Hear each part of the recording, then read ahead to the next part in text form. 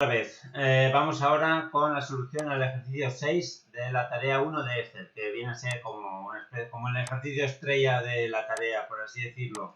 Incluye reglas de validación de datos y funciones de búsqueda, funciones lógicas y fórmulas, un poquito de todo.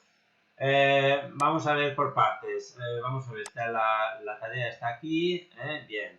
Y empezamos con el código de artículo. Aquí se nos dice que en la columna de código de artículo, aquí el código de anuncio, perdón, de artículo no, de anuncio, de advertisement, tenemos que poder seleccionar el código del anuncio a partir de una lista de códigos. En definitiva, se trata de seleccionar todo esto, venir a datos, validación de datos, esto ya se explica en el vídeo tutorial, ¿vale? Y decirle que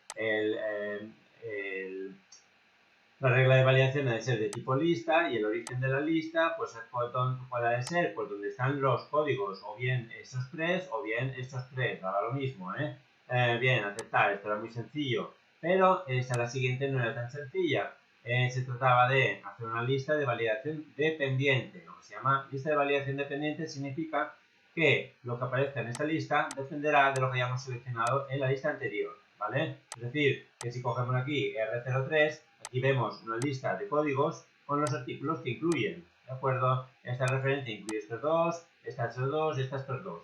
De manera que si elegimos Z14, aquí solo no nos puede salir A y B, ¿vale? Nos tienen que salir C o D, ¿de acuerdo? Como veis. Y si cogemos en cambio R03, nos tiene que salir A o B. Y si cogemos F42, nos tiene que salir E o F, ¿de acuerdo? Luego, eso sí, si yo cojo F42, aquí sigue apareciendo D. Para que aparezca E o F lo tendría que seleccionar, ¿vale? Bueno, aquí lo voy a dejar como estaba, Z14, y es interesante que me dejéis las cosas como aparecen en la tarea. Es decir, que si yo aquí os pongo el aspecto del ejercicio una vez acabado, os preocupéis de aquí ponerme Z14, F42, Z14, etcétera, y eso me hace más fácil la corrección. Bien, como os decía, hace falta una lista de validación dependiente. Yo no os voy a explicar el procedimiento completo porque se explica en el video tutorial, pero a grandes rasgos os recuerdo que se trata de convertir esta tablita de aquí en tres nombres de rango. Cada uno de ellos tiene el nombre del código correspondiente, es decir, hay un nombre de rango que es R03, otro que es Z14 y otro es F42. Este rango incluye estas dos celdas, estas dos y estas dos. El procedimiento, os lo recuerdo, está aquí, fórmulas, tirar desde la selección, usar la fila superior para crear los nombres de rango y aceptar, y ya está. Y nos aparecen aquí los nombres de rango de, como veis, R03, bueno, aquí hay más porque corresponde a una versión anterior, pero no os preocupéis. Z14, ¿vale? Y F42, muy bien. Solo eran esos tres los que había que crear, y estos son tablas. Bien, y en definitiva, una vez creados los nombres de rangos, aquí nos tenemos que venir aquí, venir a datos, validación de datos y tipo lista. Aquí tenemos que decirle que el origen de la lista es el código que hemos seleccionado en la celda anterior, pero eso sí, pasado a través de la función indirecta. La función indirecta, ¿qué hace? Lo que hace es decirle que coja como origen la celda B3, pero que no la tome como un texto, sino que la tome como el nombre de un rango, y por tanto nos dé como resultado las celdas incluidas en el nombre de ese rango. En este caso, Z14 serían estas dos, en F42 serían estas dos, etcétera. Y de esa forma, cuando nosotros elegimos aquí Z14, aquí nos aparecen los artículos solo C o D. ¿De acuerdo? Bien. Y es importante que eliminemos el dólar de B3, porque en definitiva estamos aplicando la regla de validación a todo el rango. Si ponemos dólar de B, dólar 3, lo que hará la regla de validación será fijarse siempre en el código de anuncio que hemos puesto aquí, y siempre nos van a salir, pues en este caso, si es Z14, nos van a salir siempre los artículos C o D, ¿de acuerdo? Y nosotros queremos que salgan o A o B, A, Z, E, F, en función de lo que hemos seleccionado en cada fila, Muy bien. Esa era la solución a la regla de validación. Luego había algo que en lo que se ha confundido casi todo el mundo. Es verdad que inducía cierta confusión, pero como excusa tengo que yo he grabado videotutoriales de guía para esta tarea y en el vídeo guía ya se explicaba lo que se tenía que hacer y por qué no había que caer en este error, ¿vale? Por tanto, si vosotros veis las vídeos guía, no tendríais que haber caído en este error.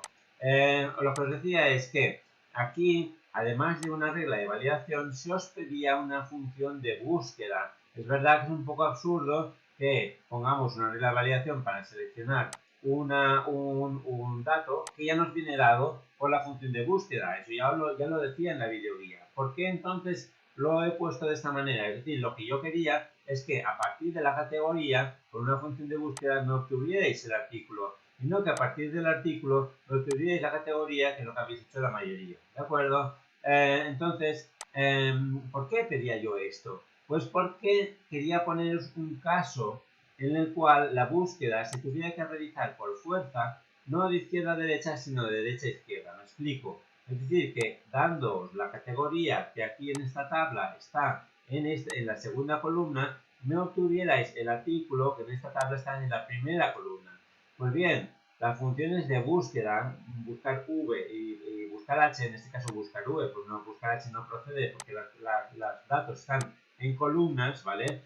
Buscar V no puede actuar de esa forma, ¿vale? No puede buscar de derecha a izquierda, dándole el valor que está en la columna 2, buscarme el valor que está en la columna 1, no puede. Entonces yo lo que quería es que os dierais cuenta de eso y me usáis otra función distinta, cuál en este caso es la única que se adapta a eso, buscar X. En este caso se tenía que usar buscar X, no se podía usar ninguna otra función. Buscar H obviamente no, porque los datos están en columnas, y buscar V tampoco, porque hay que buscar de derecha a izquierda. Entonces, si me hacíais esto, pues eso se perdía, ¿de acuerdo? Si me insertabais la función de búsqueda aquí, a partir de la información de artículo, esa idea de buscar, de encontrar una función que sirva para este caso, se perdía. Entonces, lo que yo os pedía es que aquí me pusierais, ¿vale? Selecciono todo esto y le digo igual a, no es incompatible, ¿vale? Que aquí hay una regla de validación y además se busque, es decir, yo puedo aquí venir aquí, eliminar esto, ¿de acuerdo? Esto ya se me sale error, pero ahora lo arreglaré. Y le digo igual a buscar X, muy bien. ¿Cuál es el valor buscado? El valor buscado es la categoría, ¿de acuerdo? Punto y coma. ¿Dónde voy a encontrar la categoría? En este rango de aquí, ¿de acuerdo? Lo voy a fijar porque es una matriz y en la función de búsqueda las matrices siempre se fijan. ¿Dónde está el valor que yo quiero obtener como resultado? Pues aquí, en este rango, ¿de acuerdo? También lo voy a fijar, porque luego voy a tener que copiar esta fórmula hacia abajo, ¿vale? Bueno, le puedo poner paréntesis o puedo poner punto y coma y decirle, si no se encuentra, déjalo en blanco, ¿vale? O un mensaje de error, pues un mensaje que vosotros queráis, introduzca la categoría o algo por el estilo, ¿vale? Cuando ya tengo esto, como ya tengo seleccionadas todas las celdas, hago control intro y ya tengo los artículos seleccionados. ¿De acuerdo? Bien.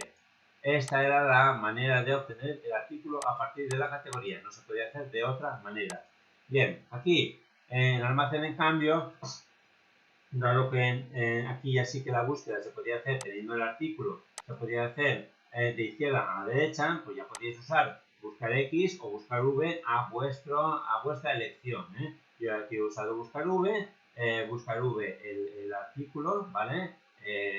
C3 en la matriz fijada en la columna 3, que es el almacén, efectivamente, y 0 porque estamos buscando una coincidencia exacta. Muy bien. Precio de emisión. Vale, el precio de emisión no estaba en una tabla que estuviera en columnas, sino en una tabla que estaba en filas, ¿de acuerdo? Así que la función que había que usar podía ser también buscar X, porque al fin y al cabo la ejecución no te decía la función de búsqueda que teníais que usar. Así que si usáis buscar X también estaba bien. Pero en este caso no podíais usar buscar V, tenéis que usar buscar X o buscar H, que es lo que ha hecho la mayoría de la gente, ¿eh? Buscar H, buscar este valor en este rango fijado, en la columna 3 y falso o 0 porque buscamos una coincidencia exacta, ¿eh?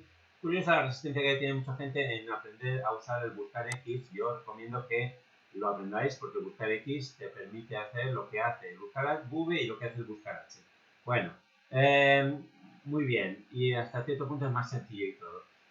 Franja horaria lo mismo. La franja horaria estaba aquí, ¿vale? En esta tabla y por tanto no se podía usar buscar V. Tenía que ser o buscar X o buscar H. Muy bien, ya está. Y la audiencia, aquí ya nos pasamos a las funciones lógicas. Te decía que si la franja horaria del anuncio era la mañana, la audiencia era baja. Si era por la tarde, era media. Y si era por la noche, era una audiencia alta, ¿vale? Pues simplemente aquí podemos usar un si conjunto diciéndole que si G3 es igual a mañana, entonces baja. Si G3 es igual a tarde, entonces media, y si G3 es igual a noche, entonces alta. O podemos usar una función si anidada, es decir, si G3 igual a es mañana, entonces baja. Y si no, si es tarde, entonces media, y si no alta. Está bien de las dos maneras, ¿eh?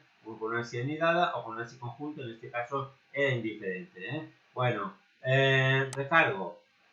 Aquí se trataba de aplicar un recargo sobre el precio de emisión del 10% para los artículos, para los anuncios de los artículos A o C y el 7% en los demás casos. Por tanto, aquí solo hay dos posibilidades: aplicar un porcentaje de descuento, de recargo del 10% o del 7%.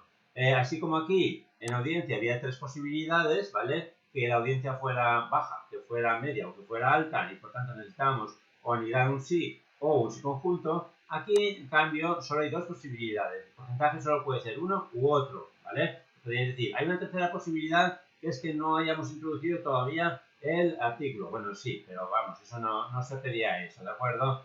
Si me lo habíais previsto, pues mejor que mejor, pero tampoco se pedía. Entonces, ¿de qué se trataba? De decirle que en la prueba lógica que si el artículo era A o era C, por tanto una función O, ¿de acuerdo? En esos casos se calculaba el recargo. Cuidado, no bastaba con que aparecía el 10%. Si aquí me aparecía solo el porcentaje, estaba mal, ¿eh? En el ejercicio se especifica claramente que el momentillo article surcharge, aquí, se calculará, será calculado, ¿eh? No aparecerá el 10%, no, se calculará. Cuando os digo calcular algo y no me lo calculáis, está mal, ¿eh? Bueno, en otro caso, si no es ni A ni C, entonces el F3, el precio de emisión, por 7%, es el importe de recargo, ¿de acuerdo? En descuento, ¿vale? En descuento lo que teníamos era, también había que calcular un descuento, pero era triple, es decir, había tres posibles descuentos: el 3%, el 5%, el 7%. ¿De acuerdo? Aquí, una vez más, podíamos usar un subconjunto, pero un subconjunto en realidad no sería la solución mejor. No lo hubiera puesto mal del todo, pero tampoco bien del todo. ¿Por qué? Porque aquí hay, ¿cuántas categorías hay? Veamos, electrónica, juguete, 1, 2, 3, 4, 5 y 6 categorías. Si usamos un sí conjunto, tenemos que usar 6 pruebas lógicas. Mientras que si anidamos un sí dentro de otro sí, podemos decir que en caso de que la categoría sea regalos, aplicamos sobre el precio de emisión un 5%, ¿vale? Si es la categoría electrónica, de 3 es electrónica, aquí aplicamos un 7%. Y en todos los demás casos, ¿vale? Es decir, como valor sí falso del segundo sí, ¿vale? Decimos que aplicamos un 3% sobre el precio de emisión, ¿vale? Por tanto, si es regalos, 5%. Y si no, nos quedan dos posibilidades, que es un sí normal, ¿vale? Si es electrónica, 7%, y si no, 3%. ¿Por qué no puede ser un 5%? Porque el 5% ya lo hemos descartado con esta primera prueba lógica. ¿Lo veis? Bueno, pues esta era la solución a este punto. Y en cuanto al precio final, lo que habíamos que calcular, lo que teníamos que calcular era el precio final con el IVA, ¿vale? Entonces, lo que hay que hacer es hacer esto, que esto en concreto puede estar aquí o puede estar al principio, pero lo que no podemos hacer es calcular el IVA sobre el precio de emisión y dejar el recargo y el descuento fuera del cálculo del IVA. Entonces, aquí esto podía ser de esta forma. Es decir, primero calculamos el importe del IVA, ¿sobre qué? Sobre el resultado de aplicar el recargo y el descuento al precio de emisión. Todo esto por esto, que tenía que tener el dólar porque era una celda fija, ¿vale? Más que, más el precio neto de emisión, que es el precio de emisión más el recargo menos el descuento. Esto también se podía hacer de la siguiente manera. También estaba bien. Es decir, si yo aquí en lugar de complicarme tanto la vida, le pongo igual a esto, un momentillo, esto más recargo menos el descuento, ¿vale? Y lo multiplico por paréntesis 1 más, y esta celda de aquí, que es el 21% fijada, ¿vale? También funciona. En definitiva, lo que hace es esto de aquí, se suma el recargo, se resta el descuento y luego todo esto de aquí, ¿vale? Se multiplica por 1, con lo cual no hay que volver a hacer toda la operación y le suma el resultado de esto por esto, ¿vale? Un poquito más complicado de entender, pero cuando tengáis que calcular una cantidad final después de aplicar un determinado porcentaje, no es necesario primero calcular el importe del porcentaje y luego sumarlo a la cantidad previa, sino que se puede hacer de esta forma. El importe al que quieras añadir el porcentaje lo multiplicas por la unidad, 1, más el tipo de el tanto por ciento que quieres aplicar, ¿vale? Y también está perfectamente, nos da lo mismo, ¿vale? Bueno, pues esta era la solución al ejercicio 6 de la tarea 1. Venga, hasta el próximo vídeo.